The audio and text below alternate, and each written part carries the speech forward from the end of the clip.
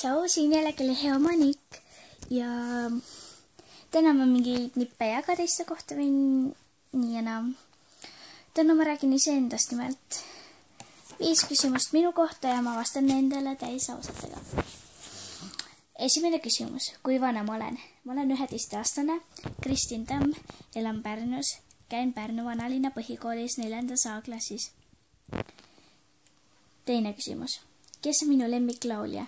Minu lemmiklaulja on Jare-Hendrik Tiihonen ehk Cheek.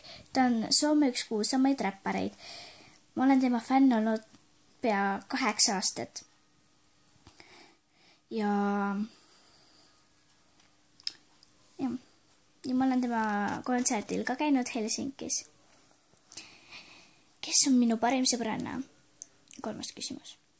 Ma ei tea, kas ma tohin tema nime öelda, aga ta käib 4. A-klassis Pärnu vanalinna põhikoolis minuga koos. Teda hüütakse Karaks, kellega mina käin. 4. küsimus siis. Mina ei käi praegu mitte kellegiga, aga ma jätsin ühe poisi just hiljuti maha. 5. küsimus. Mis on minu lemmik telesaade? Muidu minul oli Padja klubi, aga sellel nagu see lõppes kahjuks ära. Loodame, et tuleb 3. hooaeg. Aga subscribe ja like ja kui midagi arusaamatuks, siis kirjutage siia alla kommentaaridesse. Tšau!